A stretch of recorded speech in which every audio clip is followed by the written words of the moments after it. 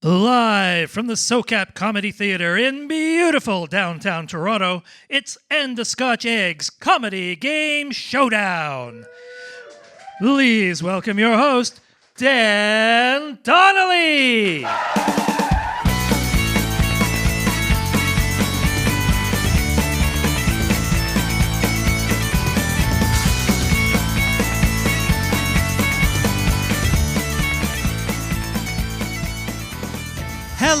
Hello, everyone, and welcome to And a Scotch Eggs Comedy Game Showdown. I'm Dan Donnelly, and I will be your host this evening. Thank you guys all for coming out on this cold December evening. I had the first time in my life today, I got an ice cream headache from breathing in, which I thought was an interesting experience. Today's show, we have a great one for you, is our annual Christmas special called The Worst Noël. Christmas is quite a time. It's the only holiday that we're all forced to celebrate for an entire month. Well, and Pride. But Christmas is a little different from Pride, right? Because, it's the only holiday that we celebrate for an entire month and that seems to be geared only towards children and ridiculous consumerism. Well, and Pride. But Christmas is different from Pride because it's the only holiday where we spend an entire month with children and consumerism to a soundtrack of pop divas. No, that's not it either. But Christmas is different from Pride because it's the only holiday that we have to celebrate for an entire month that's full of obnoxious children and rampant consumerism and a pop diva soundtrack and is primarily celebrated by young boys sitting on an older man's lap for a few awkward minutes in return for presents.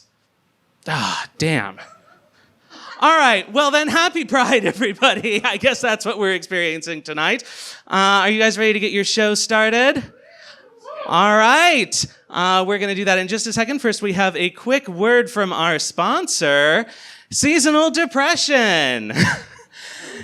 During the winter months, do you find yourself sleeping more than usual, an increased appetite, cravings for carbohydrates, weight gain, irritability, increased sensitivity to criticism and conflict, a little feeling of heaviness?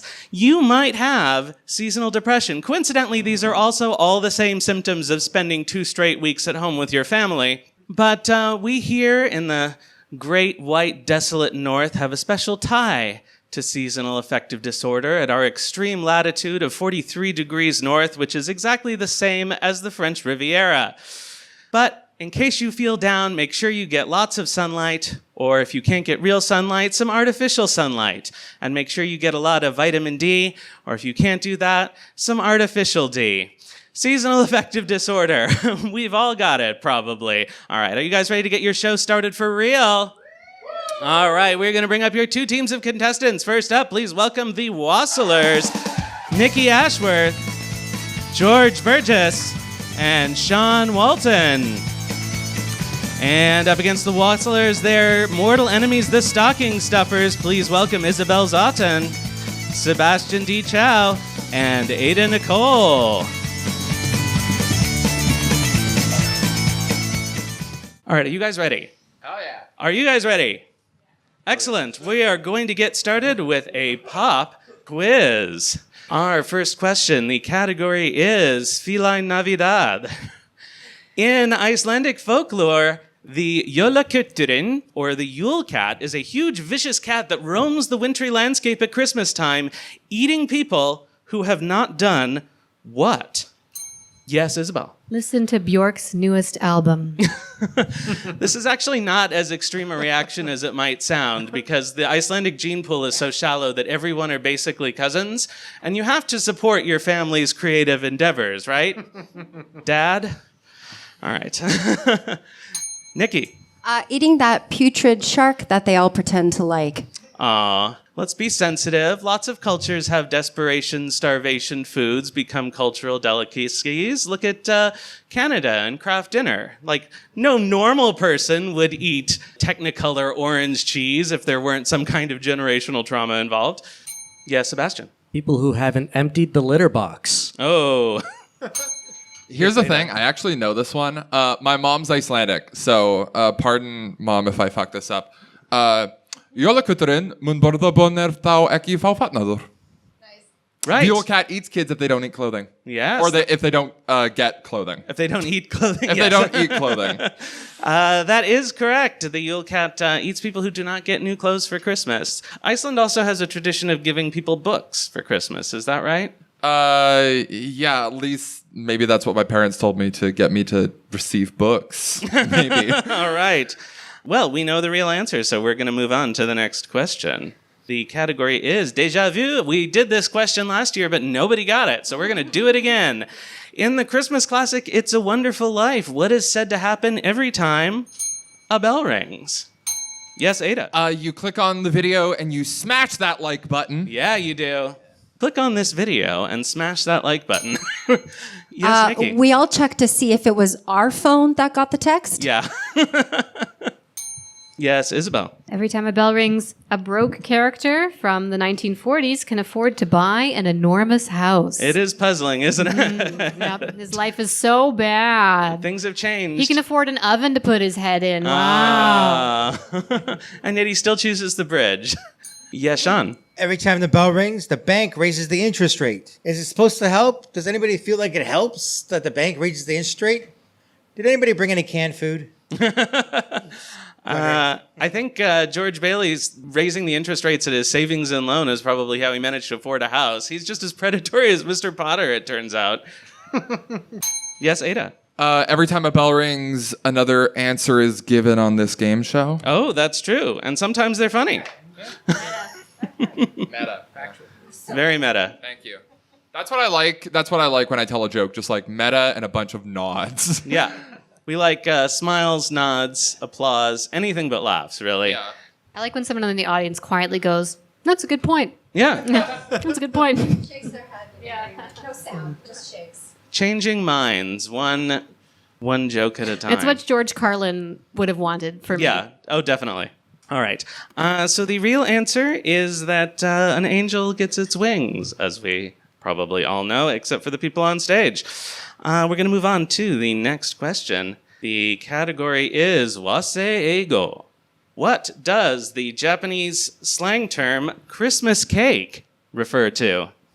Yes, George. That would be flour, sugar, eggs, milk, and baking powder mixed to a batter-like consistency and then baked in a lightly oiled cake pan at 375 until a toothpick comes out clean in late December.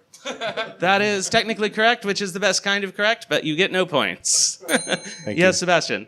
It's a group of men standing in a circle about to frost a cake, if you know what I mean. Sorry, you're thinking of icy cookie, which is also known in Britain as nagi biscuit. Oh, so like the last one to finish has to, they get to eat the Yes, gets to eat it, not has to eat it. Oh, That is okay. right. Okay. That's what I call forming stiff peaks. Hey, meringue. Hey. Yeah, Nikki. I believe that's the Japanese term for a Toronto idiot who waits outside of Uncle Tetsu's for 45 minutes to get a Japanese cheesecake. There actually is a different Japanese word for that. It is kanadaho, which literally means a person who is willing to drop $20 on a piece of lightly sweetened Tempur-Pedic foam mattress instead of getting a New York cheesecake, which is clearly superior. I was very proud of kanadaho. It is a portmanteau of Canada and idiot. You'll never find a prouder white person than one who's just pronounced an Asian word. Yeah, It's true. And we have to take his word for it. you do. You can look it up later. Yes, Ada. Does Christmas cake refer to the ass I hope I'm getting for Christmas? It does, but I hope you wrap it. I hope I have one. All right. So the term Christmas cake is slang that refers to an unmarried woman over the age of 25. It refers to all of the leftover Christmas cakes being sold at a discount after the 25th of the year. Yeah, it's... How old, how aged. Oh, you gotta just blow dust off of her. 26. 26, too old to be married, now or in 1345 AD.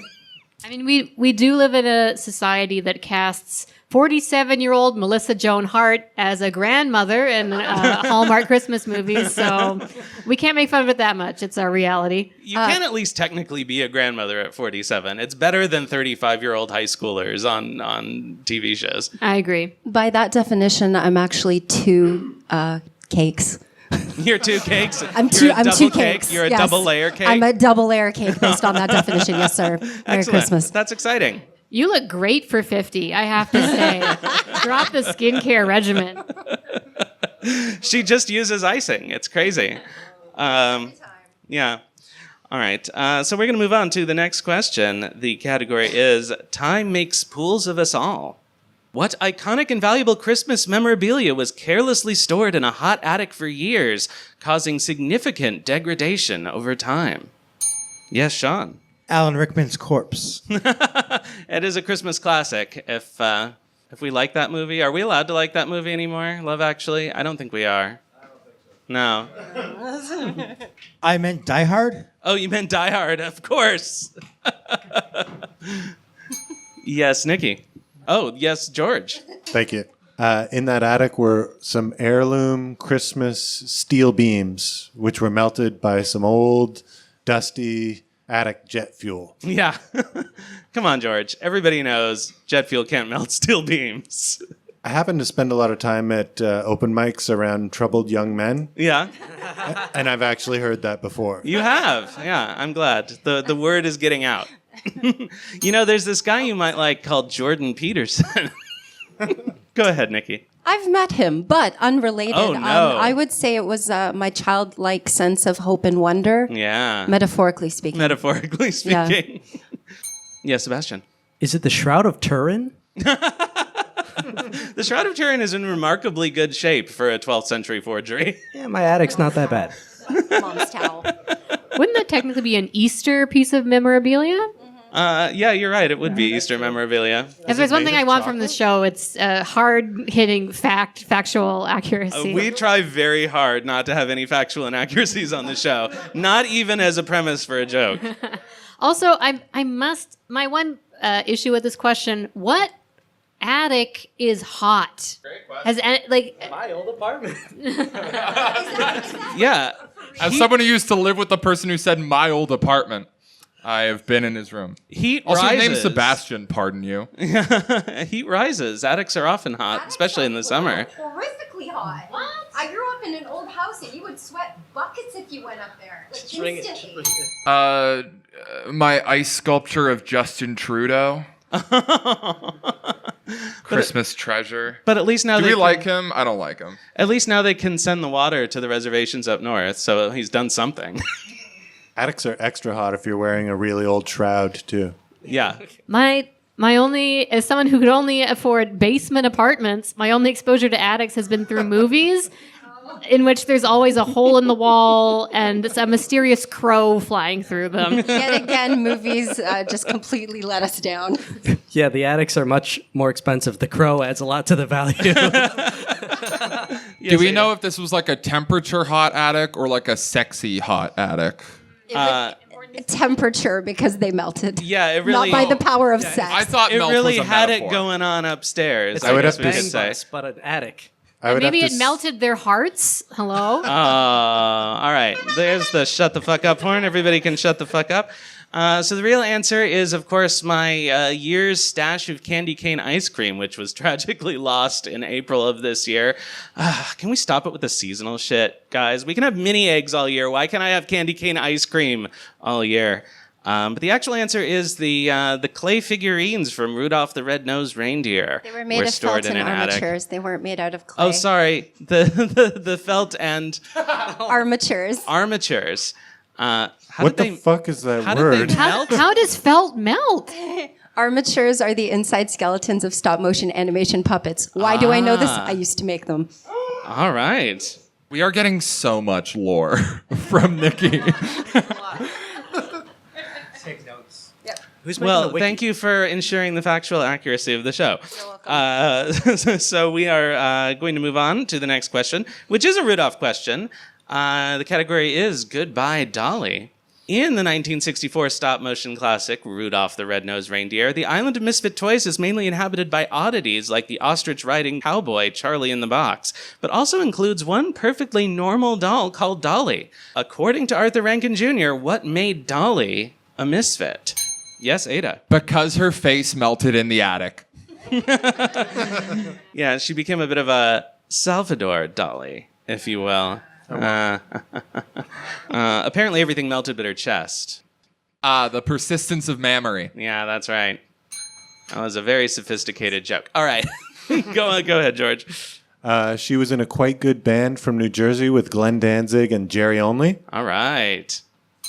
Yes, Isabel. Her husband turned her in, claiming she was hysterical, but he refused to elaborate as to why. That's all it really took back in the day. Yeah, Ada. She was a misfit because she was a woman. Yeah. Thank you. She was a misfit because she was 25 and not married? Yeah. It's actually because she wasn't a Barbie. No. No one doesn't want not a Barbie. No. Double negative. It's Barbie only these days, we learned. Yes, George. So is there a Mr. Fit or...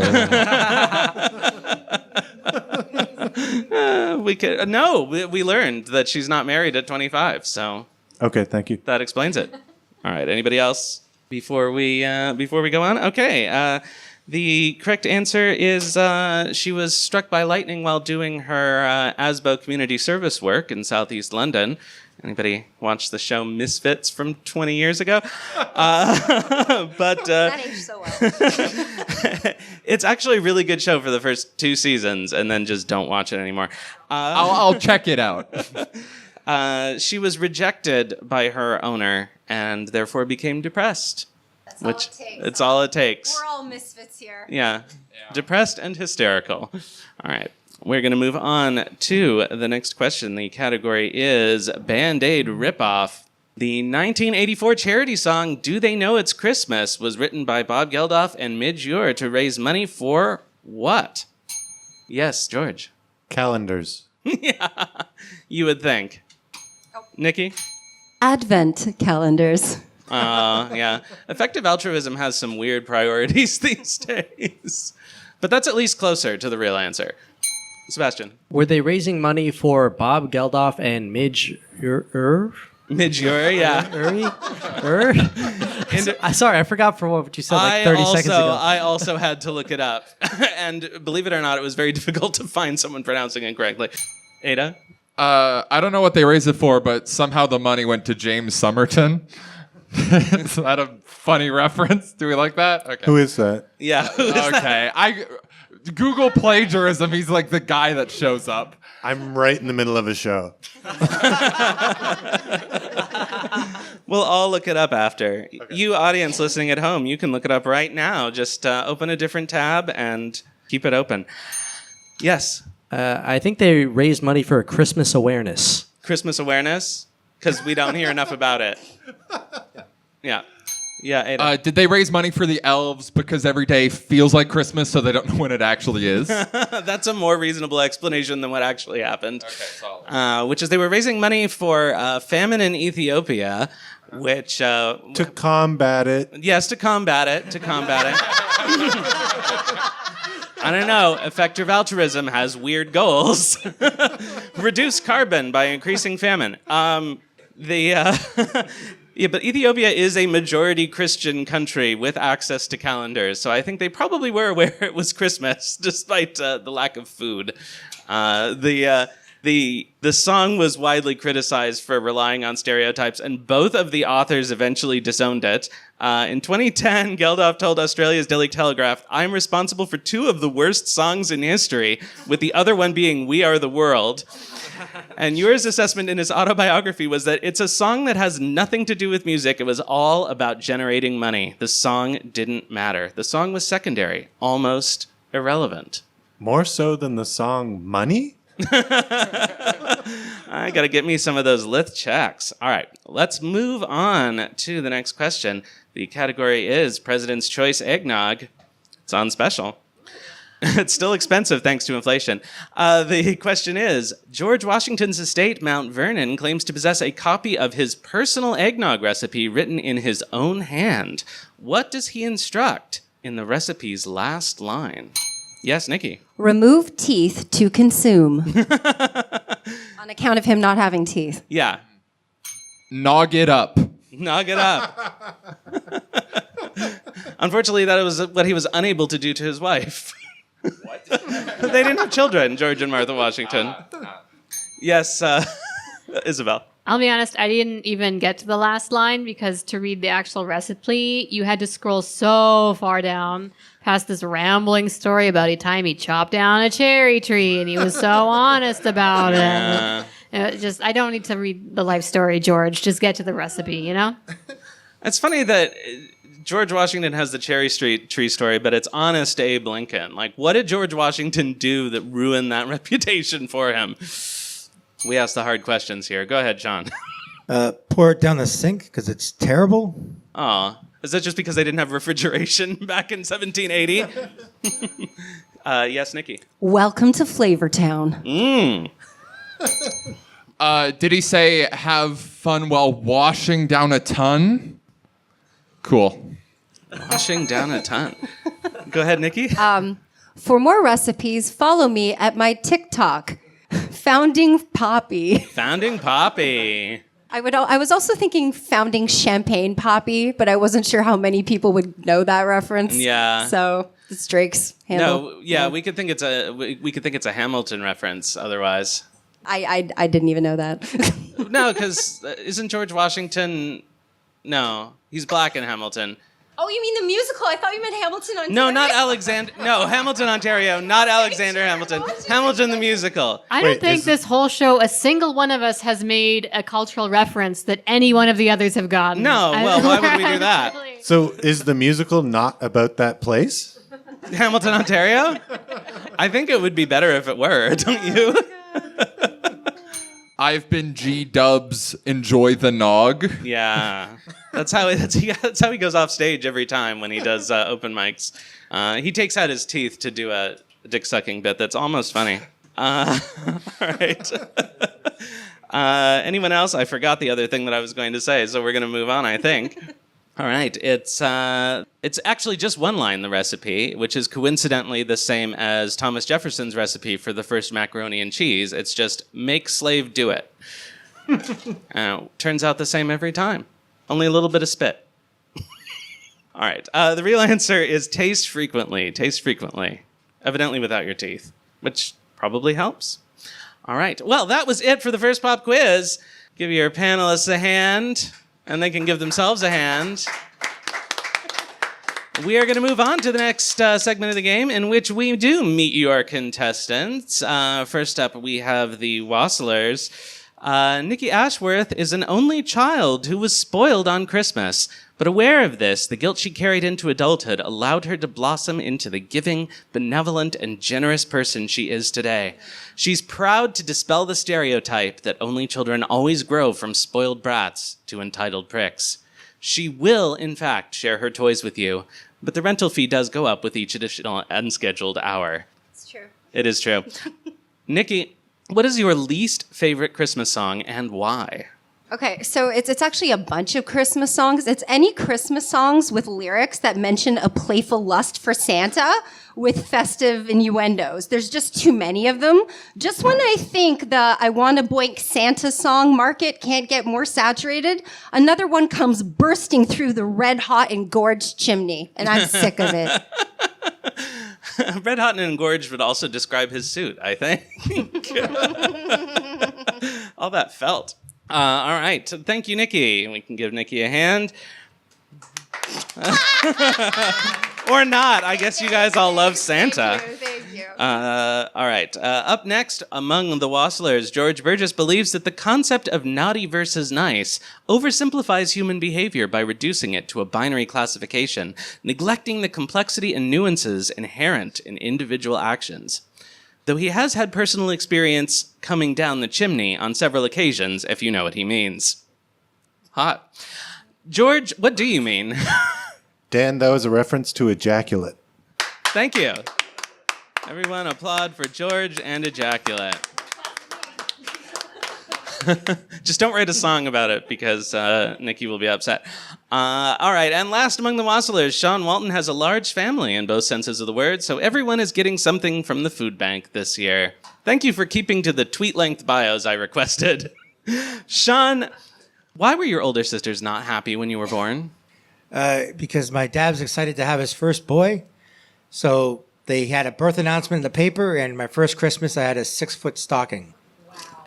And your sisters didn't get any of that? They got a regular stocking. I don't know. So they proceeded to torture me for 45 years. Yeah, and rightly so. Yeah. Thank you, Sean.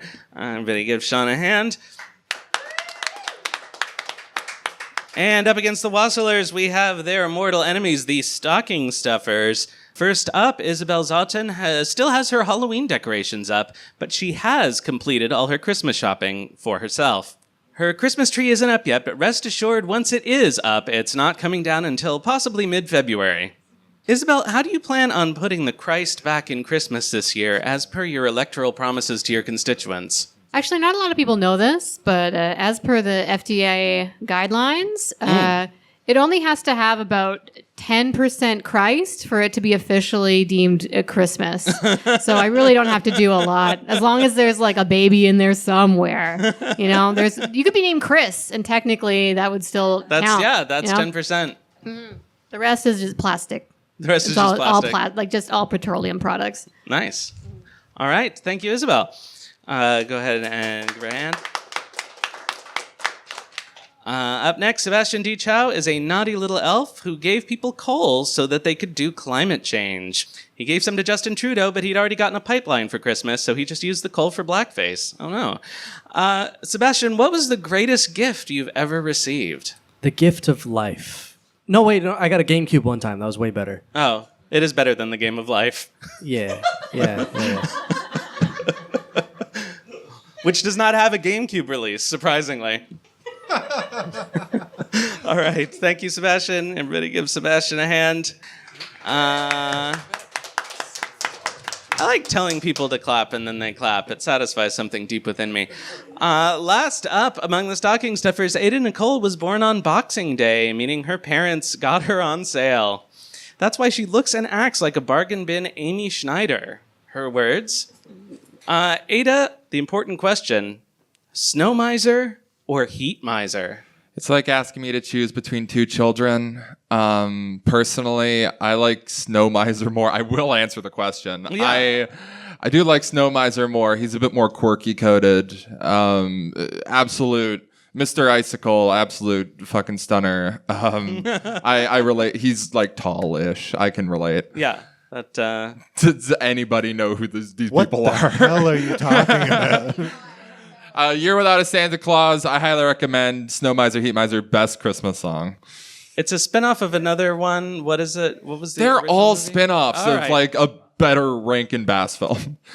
Okay. That's What? from like 2009 or something. I You guys did are have here to with look me, it up. right? You have no idea what's going on. All right. Two of those cakes. I told you, 2 cakes. Oh, I am so sorry that I thought the reference-based show would like a reference. That's okay. Someone on the internet will have seen that movie probably. Thank you. All right. And that's it for our two teams. Please give them a hand. We're going to move on to the next section of our game, which is called What the Hell is This? And What the Hell is This? We show our panelists a series of weird and wonderful images and ask them the eternal question, what the hell is this? All right. Are you guys ready for your first weird and wonderful image? Panelists, I ask you, what the hell is this? Yes, Nikki, George. That is my mother-in-law's soup recipe. Yeah, Nikki. It's Kiddios, the cereal. Yeah. That was actually Sean's 6-foot stocking. And those are all of his sisters in it, just being annoyed at him. The subsidized daycare has gotten way out of hand. Yeah. Yeah, as well. You guys are gonna hate this, but this is actually one of the released pages from the Jeffrey Epstein. This is a portrait of Prince Andrew. Oh, yeah. Yeah, well, I mean, we all knew that's how the royal family lived to be 105, right? Exactly. The U.S. abortion laws got real dark real quick. Yeah. This is a bucket which is way too large for those children. I mean, I don't know. Could you fit them in a smaller bucket? no, I mean like it's tall. Like, Oh, Those yeah. babies have really long legs. They're just long-legged babies. Baby long legs, yeah. When you can't afford escargot. Oh, no. Is this like a new KFC promotional thing? Arby's, we have the meat. I want my baby back, baby back, baby back. I want my baby back. Thank you. Thank you. Very good. I'm surprised no one has commented on that tongue. On that what? Except indirectly through the Epstein reference, I suppose. looks Yes, normal. Nikki. A Gene Simmons Christmas special. Aw. All right. Get that reference, Ada? We're going to move on to the next one. So this is an early 20th century German Christmas card that says Gruß vom Krampus, greetings from Krampus, right there on the top. Krampus is the Central European folkloric figure who punishes naughty children while Santa gives them treats. Without the words there, we all knew it was German. Oh, yeah. Oh, yeah. I just assume that Gruß von Krampus is the name of a German guy. Bruce, I'm gonna vom. Is that Krampus? It makes me think of like Graf von Krampus, the Baron Krampus. Never mind. Yeah, I think we were all thinking of that. Yeah, let's move on. Timely reference. Let's move on. Germans really are good at packing children into wooden crates. All right. Yeah. Let's move on to the next one. Panelists, what the hell is this? Merry Christmas, everyone.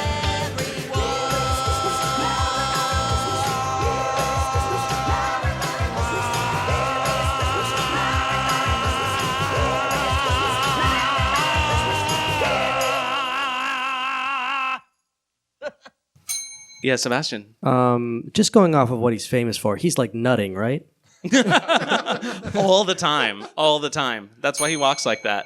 Isabel. Piggybacking off of that, I was going to say a man who should have been allowed to jerk off in a sex theater. Yes. Hey? That's he was living with his parents at the time. That's the most appropriate place to do it, okay? Yeah, Nikki. This explains why I was such a quirky child and continue to be a quirky adult, and also explains why I'm here right now at Yeah. this very present moment. Yeah. No, I agree. I've been rewatching some Pee-wee's Playhouse. R.I.P. Paul Rubens, by the way. Let's give Paul Rubens his due. But I've been rewatching a lot of Pee-wee stuff recently, and it's bizarre how much of it seeped into my consciousness as a child. Yeah. Also, this is how you get drafted into the Navy. Oh, for sure. Yeah, I think it's telling that his Christmas special opens with a group of hot Marines singing like a gay men's chorus. Yeah, This is actually live footage of this show. We're the people in the back, and Pee-wee is Dan. You weren't at the show where I was in character as Pee Wee Herman. You for were the entire Pee-wee time. Herman for a show? I was Pee Wee Herman for our other show, Hire Bombing. Are we interviewing looking job at footage? applicants. Yes, that is me. I pass very well as Pee Wee Herman. You We spent have- a lot more money on that show. Well, you know, you need backup dancers at Comedy Bar. Anybody else have any Pee Wee comments before we move on? All right. So this is from the Pee Wee Herman Christmas Special, 1987, I believe. Moving on to the next weird and wonderful image. Panelists, I ask you, what the hell is this? Yes, George. Exhibit A. Sean? I saw Daddy kissing Santa Claus. Yeah. Again, I hate to say this, but that's another official portrait of Prince Andrew. Yeah, definitely. I He's don't in good recall him shape, looking though. so great, Yeah. though. I mean, I'll give him that. Royal portrait artists, they exaggerate. They try to be as flattering as possible. This is the dramatization from The Crown, so the actor is just in better shape. This is when you get Ozempic for Christmas. Oh, It works. yeah. Doesn't help that kid with his impulse I was control. gonna say, I but- assume you mean the kid is the one getting the Ozempic. Yeah, Nikki. I want to parse this out a bit, because I would assume that this is a advertisement for underwear. I would hope. That is correct. Right. But the little kid, is it like, oh boy, daddy's going to get more of his favorite underwear that he's already wearing? Like, is that the intention of the poster? What exactly? I think it's clearly like, thank God he's wearing those underwear. But I don't think I'm the kid so knows tired he's of there. dad just balls out on the couch And then the dad's every like, year. oh shucks, I'm going to get more underwear. Can't wait. I was thinking that he was just really hoping to get other clothes for Christmas. He doesn't want to get eaten by the Yule Cat. I was thinking that the kid was giving the dad the underwear. See, that's an interpretation that didn't occur to me. And the dad's found it already. So there's more. Yeah, I feel like we all have that tentpole memory of a father or a father figure uncrossing his legs on the couch and a ball comes loose. You know, and we're all like, I wish someone would gift that man a sturdy pair of boxer briefs. I think we're all looking at a tentpole memory right now. I agree. The reason I picked this is because it's so hard to actually parse what is going on here.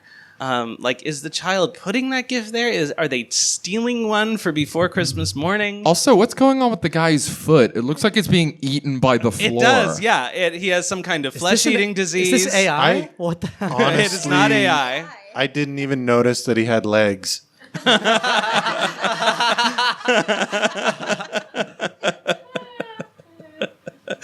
All right. So this is, in fact, an ad from a Brazilian underwear company called Cuecas do Homo.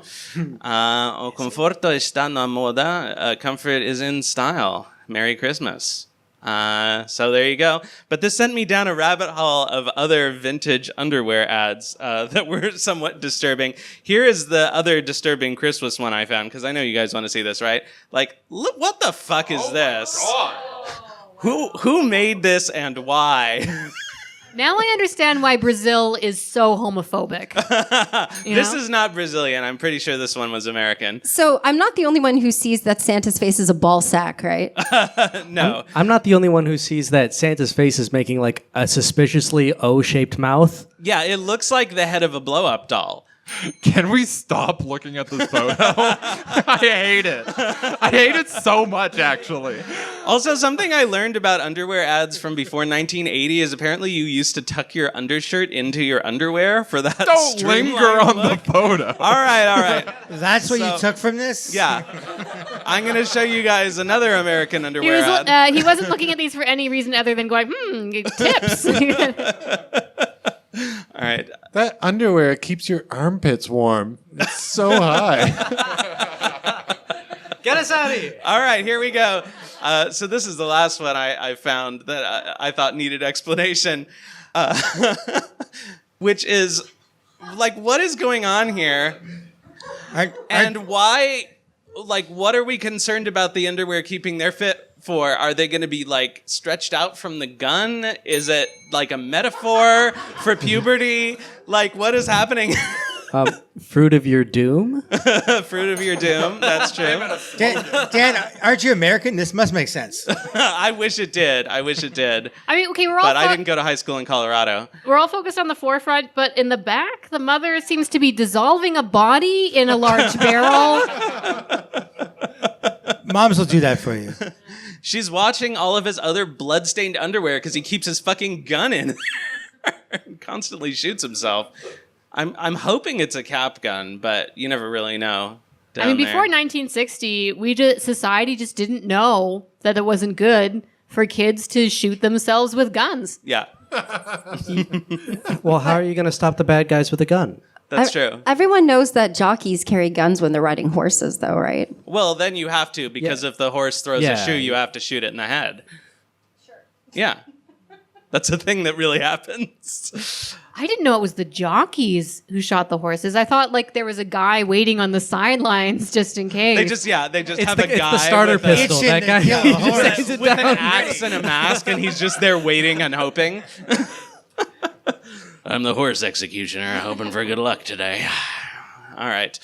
That's enough of this, I think. So we're going to move on to the next image. Panelists, I ask you, what the hell is this? Yeah, Sean. Not masters of the gender reveal? This is an ad for Gillette. Yeah. Nikki? Oh, Santa, you're so hot. I was going to oh my God, it's my brother. That little blue thing is me. That's all I can comment on, really. I think its name is Sprocket. Yeah, and my name is... Sprocket? Yeah. All right. That's what I'm implying, yeah. Yeah. Yes, Isabel. This is a porn recast of Scooby-Doo. It was Old Man Simpson all along. Let's get him out of that suit. Is that He-Man or one of the other, 20 characters from around that time that looked like him? That is Okay. He-Man. Okay, solid. Technically, Oh, it is? It is Prince Adam. Oh, no! I don't think we can say He-Man anymore. I'm really glad that you explained that because now I understand your joke from before. Yeah. That is... He, him, man turns into he, they. I don't know. What the fuck am I saying? Yeah, that something, is... something, something. She finds out she's his beard. Something, something. Something, yeah. For the audio listeners, I am trans. I just want to clarify I can make that joke, I think. Yeah, this is Adora before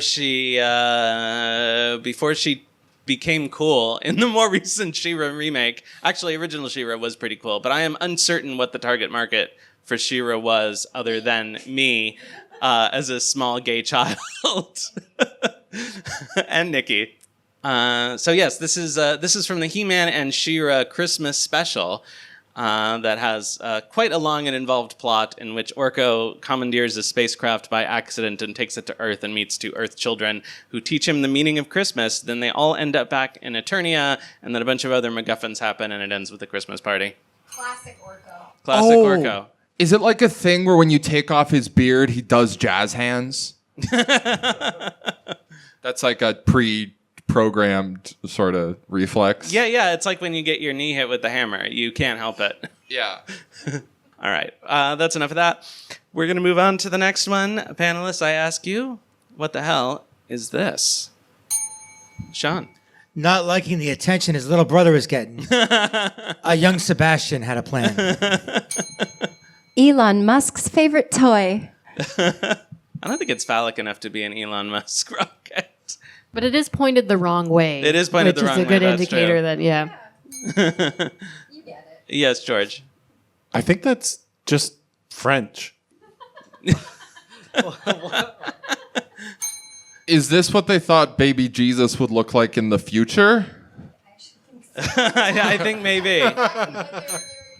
I do love how they gave him a window so the baby could be extra terrified.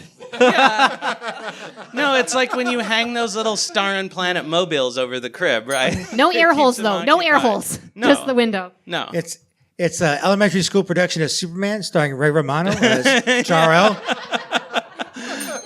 Yeah, wait. This is an attempt at a genuine answer. Is it an origin of Santa Claus where he's a baby that comes down to Earth in a rocket, and this is like someone posing with the prop? Okay, that is definitely a baby Jesus. Okay. Although I suppose baby Santa wouldn't have had a beard yet, probably. Yeah, I figure. Unless they're like Santa's like dwarves in Dungeons and Dragons, Wait, in which case It's baby Jesus. that is baby Why Jesus. is he white? I guess it's just like a modern nativity scene because at the end of the day, no one gives a crap about the donkey and Mary and the rest. They just want the baby. So this is a modern version of that. Yeah. Not unlike those versions that are like really simple. Have you ever seen those really simple, weird ones where it's like Mary's a sphere and Joseph is a circle? Or No. Yeah, never mind. More references people don't understand. All right, cool. I do have to say, though, as a Catholic child who was scolded many times for trying to play with the nativity set, the sheep and the donkeys were the stars of the show. Oh, definitely. Yeah. I love the idea that somebody was like, yeah, the manger's great, but what if Jesus had rockets and explosions and Update him for the space age. Yeah. All right. Anybody have further opinions on this? No. Okay. So I tried really hard to track down the provenance of this image. The only thing I know for sure is that it's from a Spanish-speaking country, probably Spain, because it appears on the book of a 20th century Spanish history. So I could not find the credit for the image. So it Go is ahead. almost French. I'm basically It is right. almost French. In fact, there is some Spanish on the rocket that says Christmas 1962, felicidades. So that's all we know. But definitely a little space age. Is pre-Cuban Missile Crisis, which is what I was kind of hoping for this to be. But there you go. All right, we're going to move on to our last Weird and Wonderful Image panelist. I ask you, what the hell is this?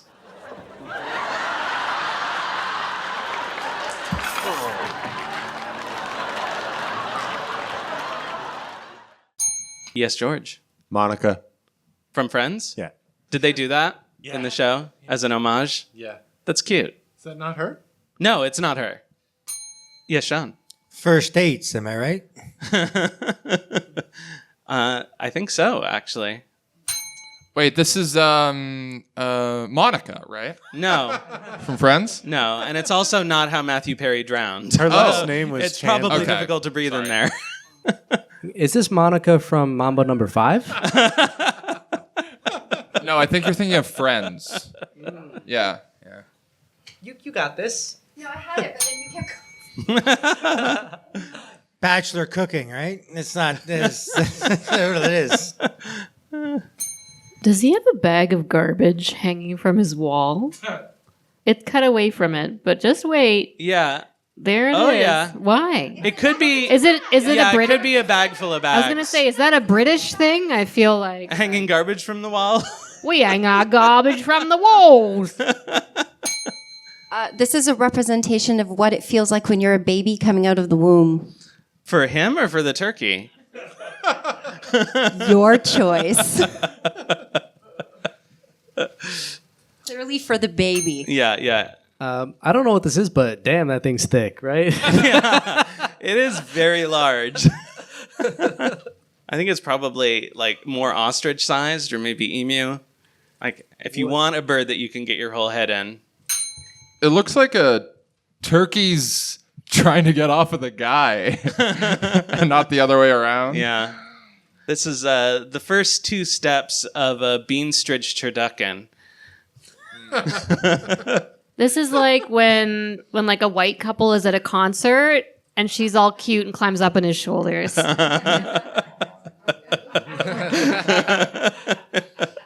they're both drunk. Stumbling around. Is Yeah. this what it's like owning a hairless dog? Oh God. No, that's but so it's like disturbing. owning a hairless cat. So just generally sad. I'm sorry. Cats need their fur and their whiskers. They're important sense organs. To breed them out of them is unconscionable. I like all cats. Yeah, I mean, we'll take care of them still, but You're being very rude. I would care for a hairless cat, you monster. do they still have whiskers? Yes. Okay. It's like you've never seen one before. I don't want to The get that first close. hairless cat was bred in Toronto, actually. Yeah. Whoa. The owner was like, "Whoa, that's fucked up," and then to make it happen again, bred him with his mother again. So I don't know if I'm talking you around to liking hairless cats or making you dislike them more, but Yeah. that's just That's how all dogs were also created, and every single dog breed was ever created. So that's I don't true. have any guilt so much whatsoever, incest, you dog so people. much incest. All right. Well, thank you guys. This is plenty of that. So this is from the Christmas dinner, a Mr. Bean short. He has a young lady coming over as a dinner guest, and he's preparing this turkey, but has unfortunately got his head stuck in it. What a And tries to buffoon. hide it in various ways. Indeed. That's how bad the dating scene is in Toronto, that this guy has a girlfriend. Rowan Atkinson, I believe, said that he does not like Mr. Bean as a person. Well, I don't like Rowan Atkinson as a person. All right. He's one of my least favorite Rowans. Yeah. My favorite is rowing a boat. You ever like rowing a boat? All right. Okay. Thank you, guys. I'll give you the shut the fuck up horn once more for good measure. That was it for What the Hell Is This? Thank you, guys. Please give your panelists a hand. And we are going to move on to the next section of the game, which is another pop quiz. The first question, the category is Uncut Dickens. A Muppet Christmas Carol is regarded by many as the best screen adaptation of the Dickens classic, but what scene was cut from the theatrical release out of concern that it would be too adult for its young target audience? Yes, George. A scene where some Muppets felt each other up? Felt. Yeah, I like the material. Yeah, which Yeah. doesn't melt, but armatures do, as we learn. There's so much felt in this show. There is a lot of felt in this show. Go ahead, Sean. Do you remember that sex scene from Team America, World Police? Yeah? Nothing. I just really like that Nice. scene. Nikki. It was when Sam the Eagle admits he was at the January 6th insurrection. Oh, no. Did he get caught up in that Bumble sting that was just in the news? Absolutely. Did you guys hear about this? During the January 6th riots, this woman in Washington, D.C. changed her political affiliation on Bumble and started matching with guys who were in from out of town and kept like talking with them and saying, "Oh, that's crazy, tell me more," until she could get them to reveal incriminating evidence. And the first one has just been indicted, I think, or convicted based on the evidence she submitted. think Totally there's a nice something Sam the bounty on Eagle that, would do. too. You got a couple thousand for turning one in, right? That's sick. Was it the scene where Scrooge is made aware that if he doesn't mend his ways, he will die alone, sad, and unloved? Or were the children chill with that? No, that's fine for kids. Okay, solid. They have no concept of what that really means. It's when Beaker gets really drunk, but then he starts talking normally. Oh, that's where Big Bang Theory got that. Imagine Beaker's voice without the meep meep. That would just Mate. I think it would sound something like this. maybe. Yeah. We'll never know. Go ahead, Isabel. It was a scene which had multiple close-up shots of Scrooge doing paperwork. Yeah. was Not just- like saucy, but they were like, that's too adult. Yeah. You know, like he was just doing his taxes and they're like, the kids aren't ready to know about this yet. Oh. Wait, Scrooge was rich. He didn't pay taxes. Oh, he was deliberately lying on his T2301. Was it the part where Gonzo got Scrooged, or when Scrooge got Gonzoed? Yes, Nikki. They finally answered the schoolyard joke, what's long and green and smells like Miss Piggy? The answer is What? Kermit's finger. And by the way, this is a real joke I learned when I was in grade 3 and I did not know what it meant. And it's stuck with me ever since. I fully What is the expected you- misdirect? Like, what am I supposed to think? Yeah. Aside from anything Kermit related, long, green, sticky. And smells like Miss Piggy. Yes, but like, what is the misdirect towards? Are we Miss supposed to be Piggy, thinking not everybody penis knows instead this, of finger? Like, what but am I talking about? Miss Piggy Surely- smells like asparagus all the time, so that's what it is. Surely in this day and age, it would be what is the Ms. Direct? Is I there mean, a it's a Mr. children's Direct? joke. I mean, I don't know what to That's tell true. you. It is I a learned children's it when I joke. was When in you grade hear 3. a joke like "What's brown and sticky? A stick," you think it's going to be about shit. So what I'm asking, Wow. All right, that's enough dissecting the comedy of a children's joke that will be in Matt Rife's next comedy special. Anybody else have an actual answer for this? Has anybody had an actual answer the whole show? Okay. So the real answer is that the song is called When Love Is Gone, which details the dissolution of Scrooge's relationship with the love of his life when he was a young man. And they thought that that was too sad and adult-themed for children. Not dying alone. I do think they were correct, though, because as a child, I always fast-forwarded that song. Yeah. Like, never watched it ever. It was awful. I actually liked it. was the song too long and green and smelled like Miss Piggy? Let it go. Let it go. Nikki likes any song that's not about fucking Santa, is what we learned earlier in the show. Thank you. You get it. All right. So we're going to move on to the next question. The category is That's Why They Call It Nicking. In 2009, a man dressed as Santa Claus held up a SunTrust bank at gunpoint, claiming he needed money to pay his elves. What did he actually need the money for? Yes, George. 2009, low-rise jeans and a faux hawk. Yeah, definitely. Sebastian? To pay his credit card bill for a Santa Claus costume purchase. That's a weird, like, Ouroboros of financial need. The cycle of poverty is Yeah. it's insidious. Oh, I guess that's what they call it, not Ouroboros of financial need. Yes, Isabel. Let's just say that Santa liked snow a little too much. Yeah. It's pricey. That's the only way you can stay up all night. Eating snow? Go ahead, Sean. I think the correct term is sex workers of short stature. They almost hate it when you call them elves. They almost always hate it, yeah. Almost. Well, I think some of them play D&D, right? Oh, yeah. Or D&D. Yeah. That's actually kind of wholesome. It's like the most wholesome fantasy race play. Dwarves playing elves. Go ahead. Yes, he needed the money for bullets. Yeah, he was not very successful. No, just a gun, just a prop, no bullets. Go ahead, Isabel. That actually was the real Santa, and that is how he really does pay his elves. He needs a better system, I think. Yes, He needed the money because he was robbing a bank, and it'd be weird if he didn't ask for that. that's Be awkward. Yeah. He didn't want to Give make me anyone all your. uncomfortable. Yeah, I'm good. Cut the chains on all your pens. and Yeah. give me those. Give me 4 pens. What, Give did he me all rob it your in high- I know I 1982? don't want ones with all the ink in them.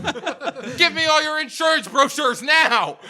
Give me all your high interest student credit cards. That was at the height of the mortgage crisis, so I get it. Yeah. All right. So the real answer is gambling debts he needed to pay, which is also what caused the mortgage crisis. It's not gambling if you have a system. That's true. And the system is bring a gun to the bank. It works almost every time. You can tuck it conveniently into your underwear. That's true. All right, we're going to move on to the next one. The category is You've Got Mail. In the first gay Hallmark Christmas movie, The Holiday Sitter, how do main couple Sam and Jason initially meet? Yes, Sebastian. In a Hallmark store?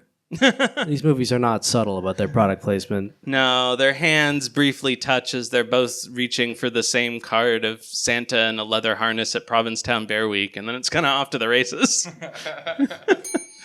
Yeah, George. Something white and boring? Very likely. Isabel. So they were set up by their friends. And yes, they were the only gay people that their friends knew. Yeah, it is a tiny town. Go ahead, Nikki. They met at a conventionally attractive gay men's swap meet. Where they swap meat, oddly enough. They met at a photo shoot for a Brazilian underwear ad. I think that is a conventionally attractive gay man swap meet. Ada. They meet gaily. Okay. Once a gay? All right, that's enough of that, I guess. No, they actually meet when Jason liberates a little bit of snow from Sam's pocket, but he doesn't realize it's heroin, and so Sam has to go and get an injection of adrenaline and deliver it directly into his heart, which is kind of a romantic metaphor for a drug overdose when you think about it.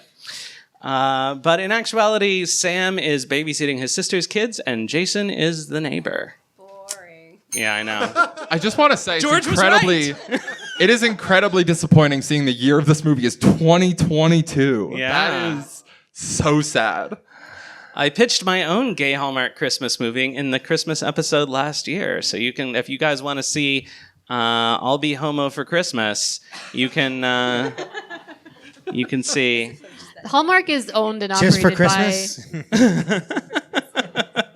But Hallmark is owned and operated by an old, very conservative Christian man, and there's a whole list of rules of things that you can and can't have in the movies. And one of them is that they love single parent. They love a single parent, but the parent can only be single because of death and not because of divorce. Yeah. That is not. You cannot show divorced Yeah. parents. Divorce makes baby Space Jesus cry. All right, we're going to move on to the next one. The category is This is Halloween.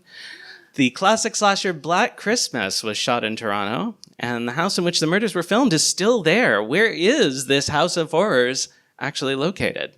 Yes, Isabel. So it's actually, that house is about to be mysteriously burned down by developers, Yeah.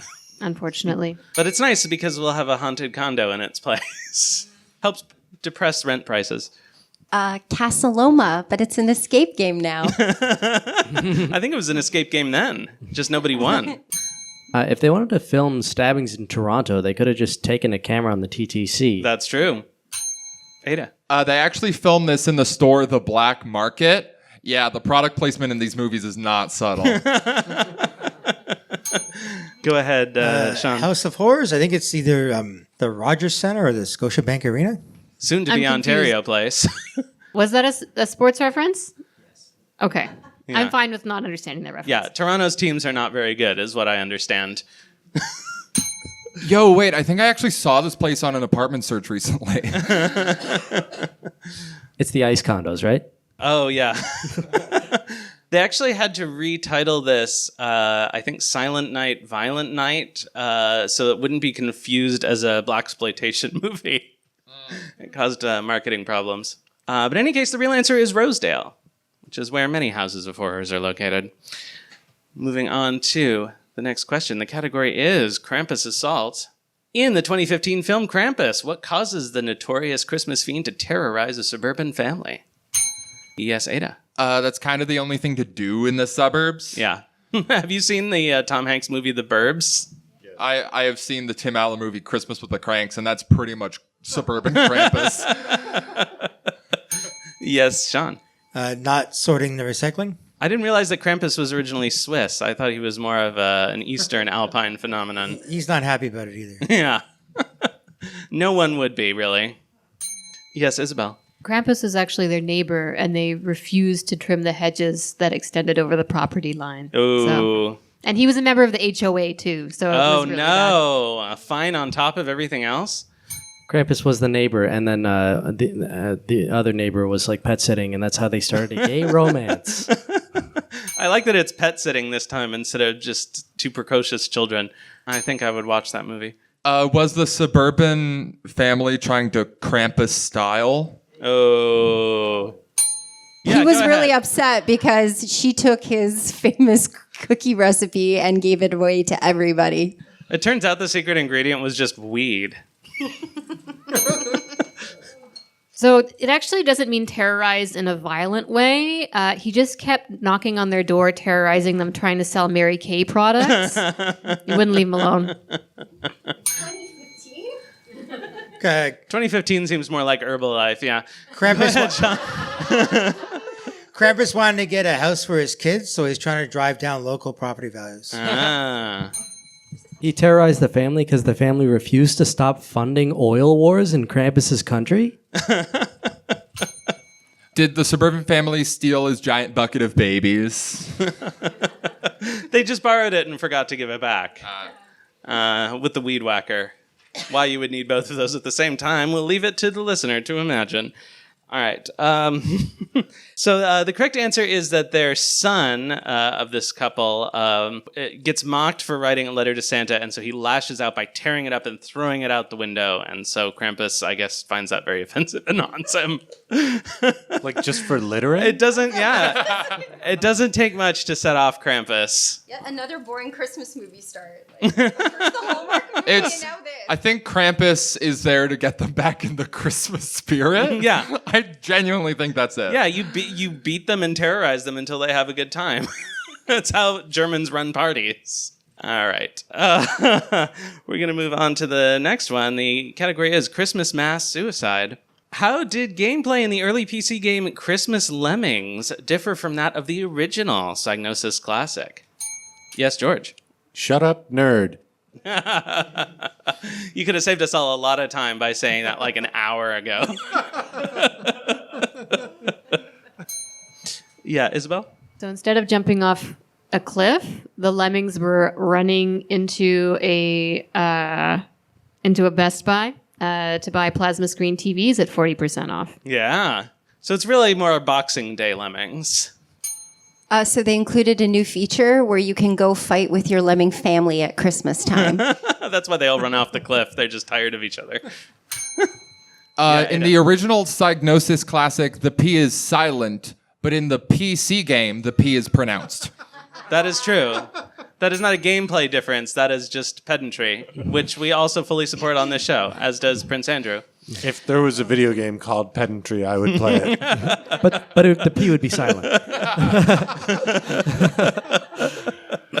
Did you know that statistically, Christmas lemmings commit suicide much more in the season than non-Christmas? I don't know. Higher risk. Yeah. Yeah.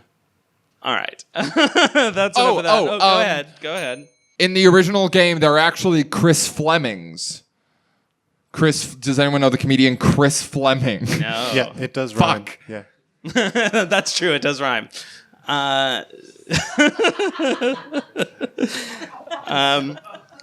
So the real answer is that Christmas Lemmings was a reskin by a Christian game company, like the people who redid Doom as Noah's Ark.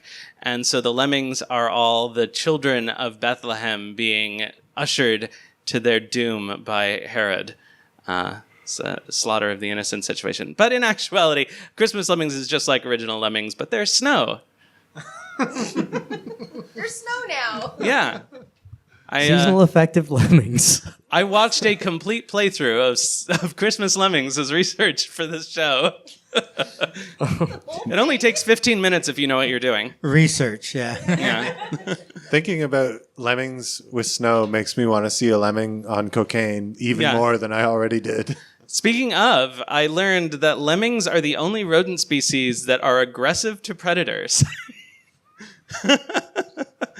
And they're also vividly colored, unlike other rodents. Cool. Yeah. So there you go. Like snow. What was you said about nerd earlier? So we are going to move on to our last question. The category is, Where's Lucy?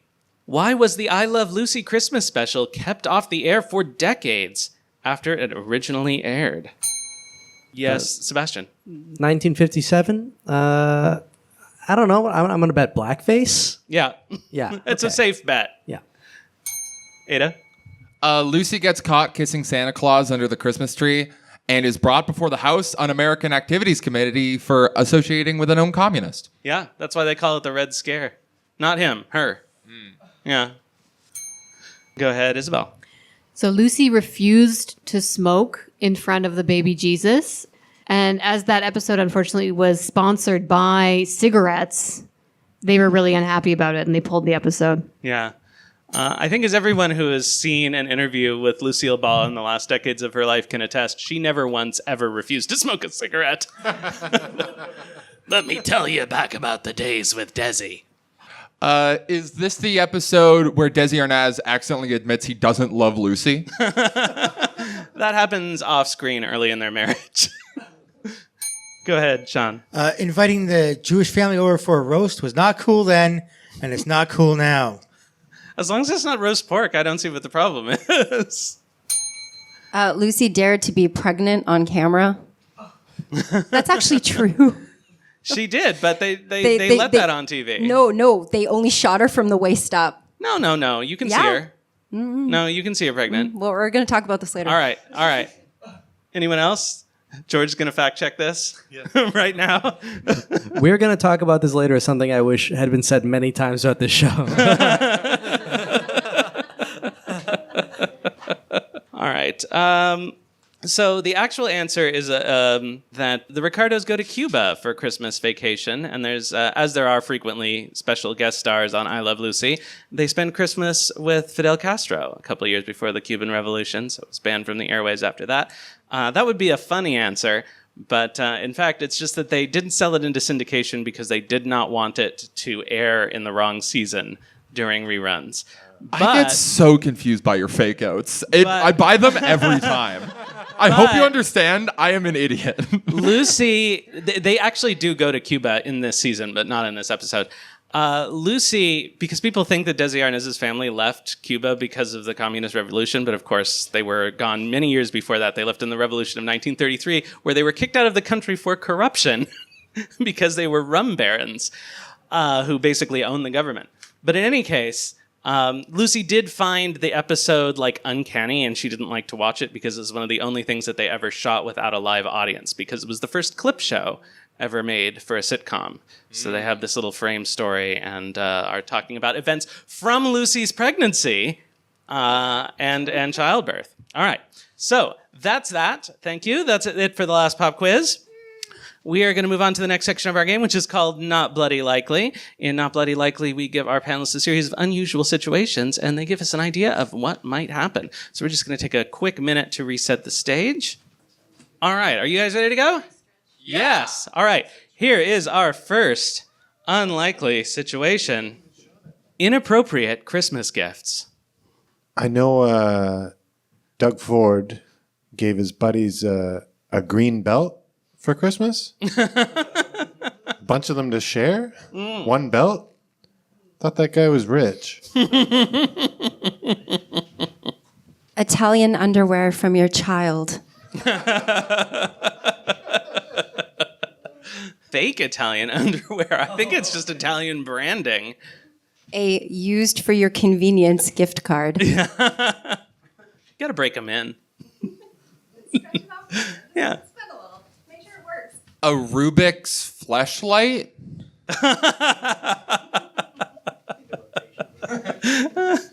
A fleshlight that was also conveniently used.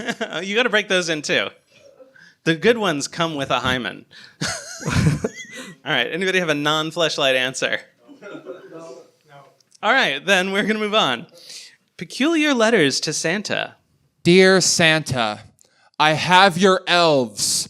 You can, they're in an undisclosed location, and you can have them if you bring my parents back together. They're called sex workers of short stature, Ada. Not what I was referring to. Dear Santa, hey BB, you up? Dear Santa, I hope you like my letter. You might notice that my letter is written on 100% Cottonelle toilet paper. I hope as a result of this that my letter stands out and you will give me more presents. Thank you. Dear Santa, please stop bringing me fleshlights. I have 3. Dear Santa, please do not stop bringing me fleshlights. I only have 3. Dear Santa, the kids at school say you don't exist. I'm probably just going to rip this letter up and throw it out my window anyway. I hope my weird neighbor isn't crazy about it. Dear Santa, I can't really figure out how many things Erno Rubik invented, but he surely didn't invent a Rubik bed that I have to solve before I go to sleep. So can you stop giving me these things? Can you think of something worse for parents than a puzzle your child has to solve before they can go to bed? Dear Santa, I can't find cookies, so I'm going to leave out a naughty edible arrangement. Enjoy. Dear Mrs. Claus, I regret to inform you that I caught Santa with the tooth fairy last night. You'd think she would be busy with George Washington. Go ahead, we can do one more. Oh no. That's so much pressure now.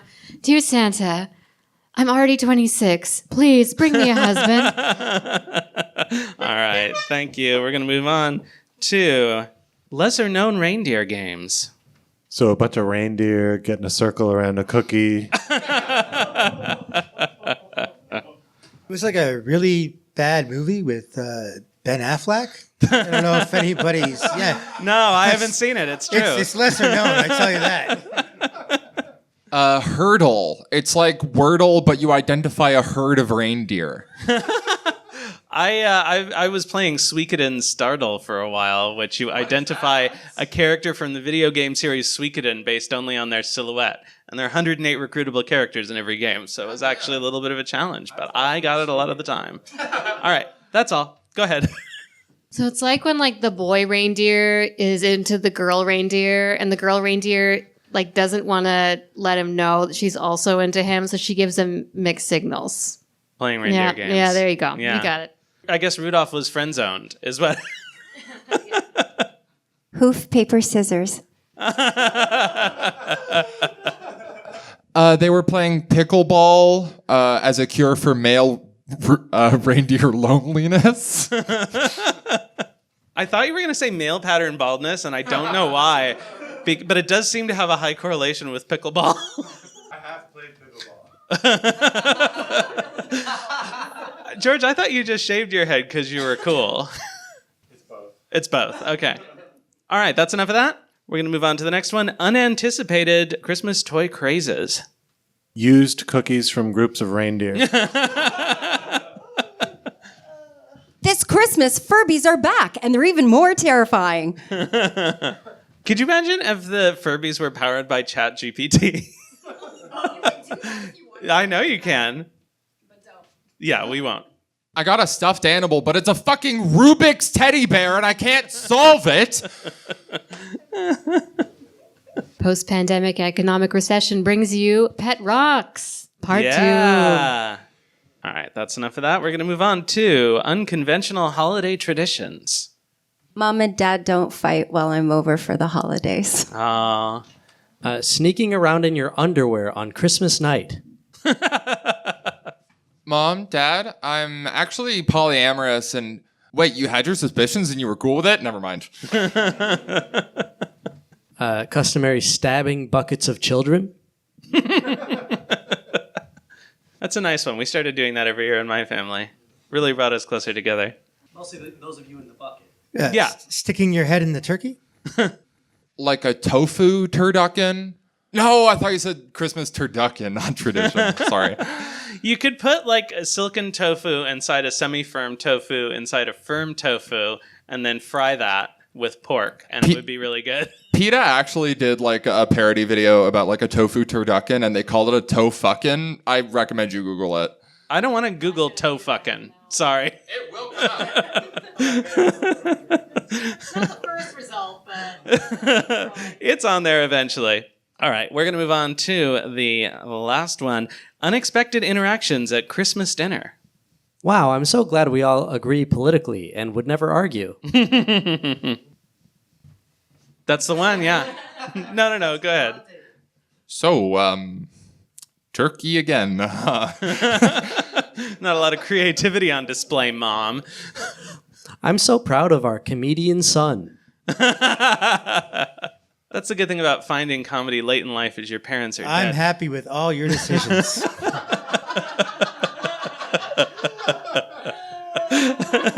Thank you, Sean. I am too. Anyone else? I'd like to thank all of you for the mass amount of money you have all given me by hand today. I hope this can continue for generations to come.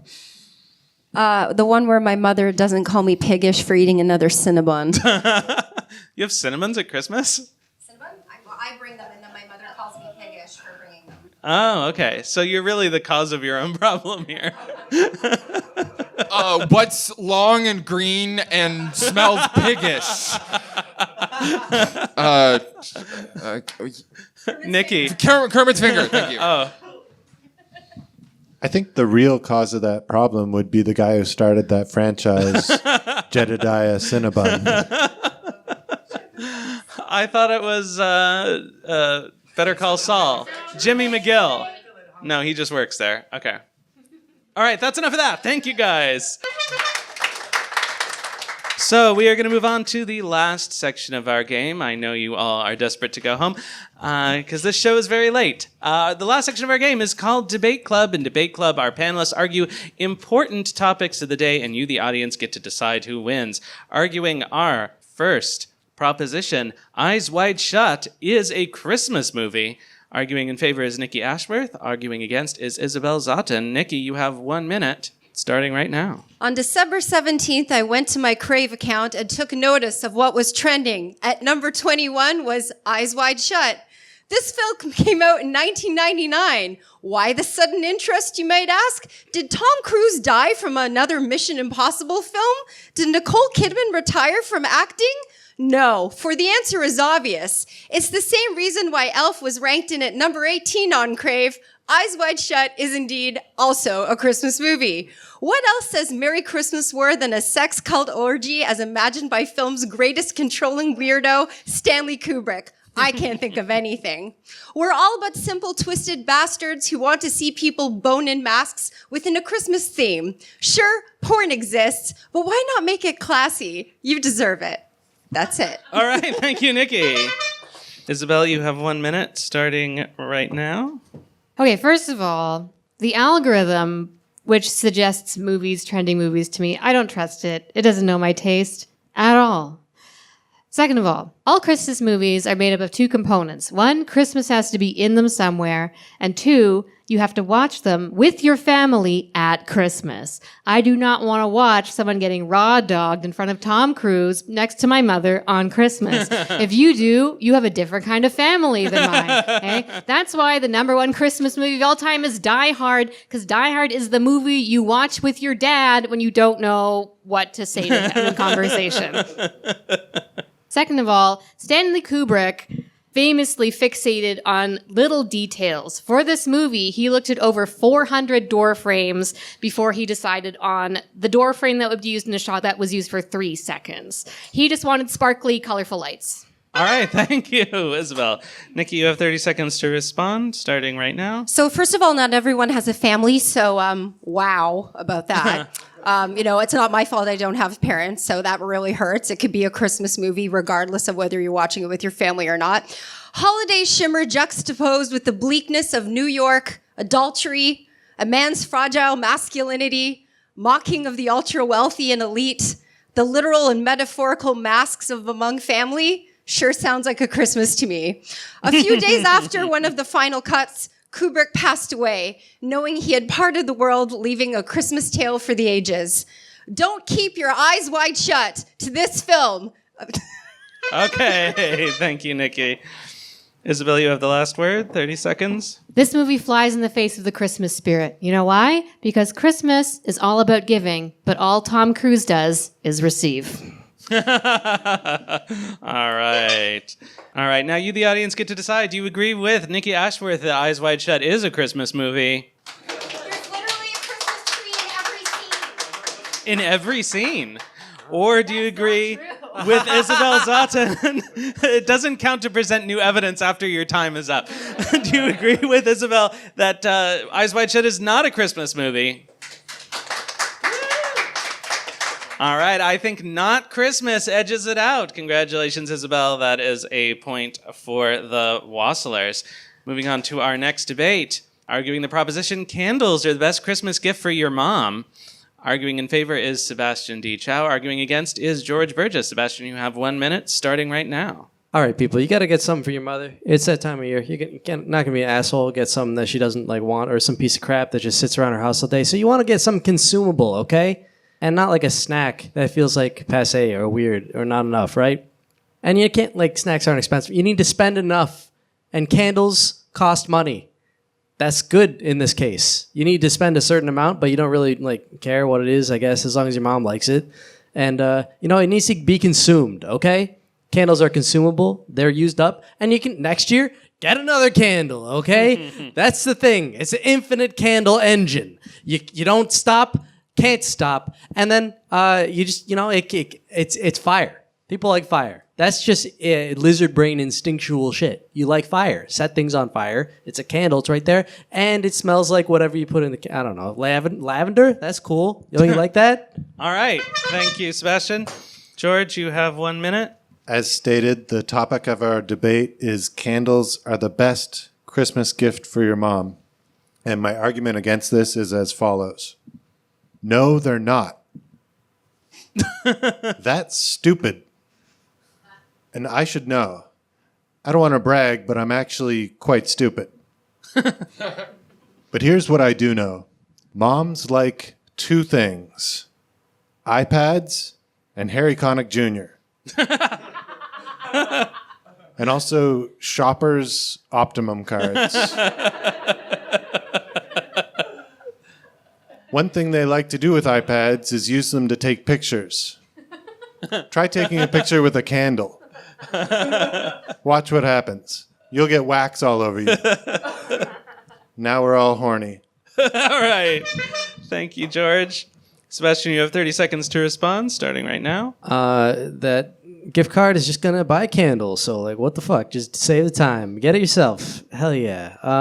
Candles are good, people. I don't know if I need to convince you of this. They're good. You can melt them on stuff. Melt them on people. That's even good, too. Let your mom reinvent her life on her terms. Don't, what are you doing trying to restrict your mother? Let your mom do what she wants, okay? Get her a candle. Let her sort that out. All right. Thank you, Sebastian. George, you have the last word. 30 seconds starting right now. I do not have a direct rebuttal to my opponent's arguments as I was not listening to them. You know what Dad's like for Christmas? Heated coffee mugs. Then they want to tell you the exact temperature that they like. I don't care. Merry Christmas. Vote for me. All right. Thank you, George. Now, you, the audience, get to decide. Do you agree with Sebastian, who decided to come today dressed like Brooklyn guy who's really into his AeroPress coffee maker, but secretly hoping we don't notice that's a portal scarf? Do you agree with him that candles are the best Christmas gift for your mom? Ooh. Or do you agree with George that candles are not the best Christmas gift for your mom?